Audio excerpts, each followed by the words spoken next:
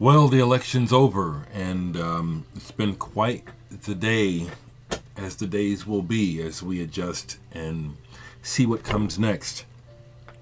I just want to weigh in and say that I intend to continue to try and take the high road with other people. You know, Facebook is very much the social media platform that many adults are communicating through, and my feed has just been mad these last 24 to 36 hours. So, since the election. And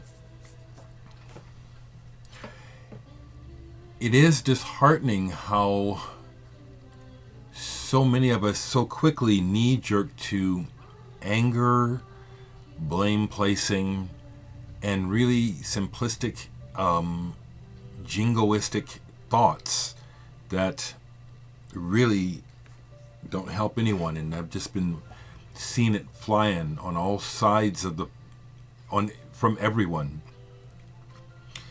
And my response, frankly, when I got home from my gig last night, I played with chemicals last night, and when I got home and they were already announcing that, he won. I don't want to say his name. I'm going to have to say his name, won't I? I posted for a while, and then it got to the point where it was really, there was some really ugly energy going around, and I ended up going to bed in tears. I don't mind sharing that. I cried myself to sleep. Didn't really sleep very well, so I'm actually just up about an hour ago from taking a nap at 2 in the afternoon, trying to get my bearings. It needs to be said by me that I am not anti-Trump. I'm responding to the person that I have been observing in his actions for a long time now. I'm not anti-Hillary. I responded to the actions that I've been observing from her for years. My third-party vote was not a protest vote, which some have dared to try to tell me that's what I did. I do not allow other people to tell me what I'm doing. I did not vote for Jill Stein as an act of protest. I voted for her because she was, of the choices, the best one to my sensibilities. And I had to confront a couple of close friends who wanted to blame me in their anger. And I said, I will not accept your anger. That's your perception. I do not accept it. What you say, what you think people did by doing that vote is not what I did. If anything, what I did, I was being a revolutionary by trying to use the system for change. I mean, if we have choices besides the two-party system and we wanted to change, well, that's what I did. I want change. So, I want to share a couple more things.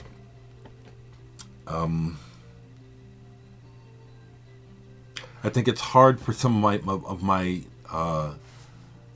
non-African American friends to understand my perspective on what I've seen. We're going to focus on the guy because he won. He's going to be president.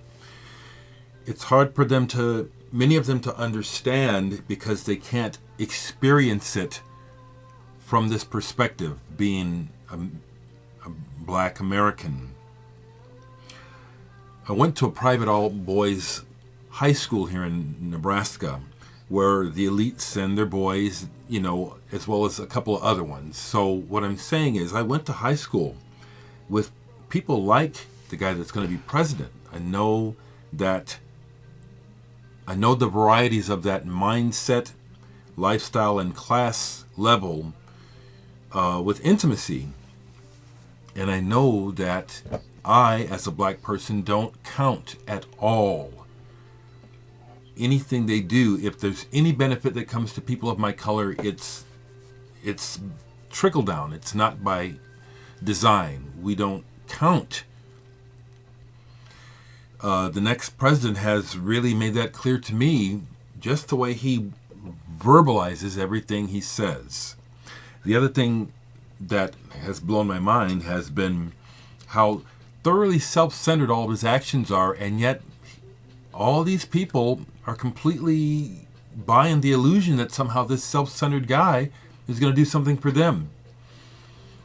If anything, it appears to be what I predicted 8-something years ago when Obama was elected, is that just wait for the blowback, people. Just wait. Just wait. Things haven't changed that much, and the ugliness of racism, classism, has just reared its ugly head again. Look at where we are today. So I intend to try to continue to take what I call the high road and try to be open-hearted and open-minded. Last night, my friend Tim Guthrie, who designed my album Flyover, we got into an exchange online where it became a misunderstanding, not because of what he said, but because he wasn't hearing what I was saying clearly. So we got together for lunch today, and that was cleared up immediately, because talking in person is way better than online, because you can't get the nuances and the emotion right when you're not seeing the person. Tim is forever a very good friend of mine, one of my best friends. And he makes so much sense. Everything he said I agreed with. I also had coffee with another friend of mine who I won't name, but who has been an open Trump supporter. And this is one of the oldest friends that I have. What I can share with you is this, is that we had coffee, we had a nice conversation, we had a nice visit. I did talk about politics. I gently encouraged him to once again try to explain to me why he supported Trump. And he couldn't. It's all based on hope.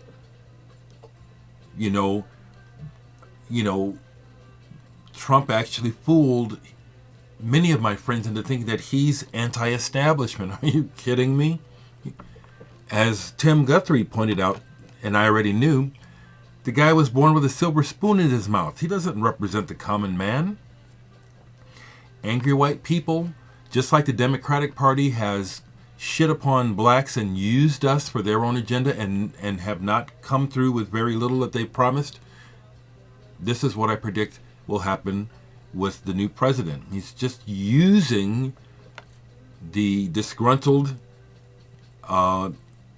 people for his own agenda. He didn't care about them.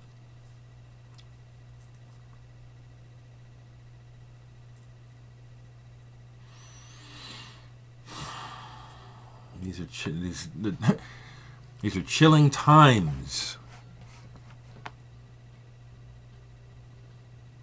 We're in the cycle of time where the most immediate thing that's going to be happening is going to be the low choice. People are going to freak out, not think, not feel compassion, and there's going to be a lot of fighting and a lot of problems.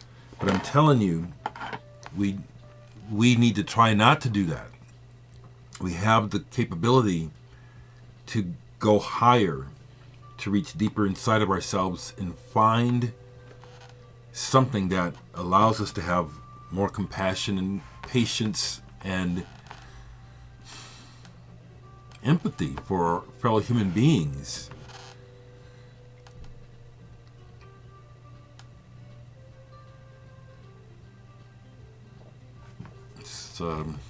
It's where I'm at. Could just go on, but I think you hear what I'm saying. It's like solidarity. Together we stand. It's true, divided we fall. And those who benefit and profit from dividing people and pitting us against each other are having a field day. Their tactics are so successful. More of us need to wake up to it and try harder to be human and loving to everyone.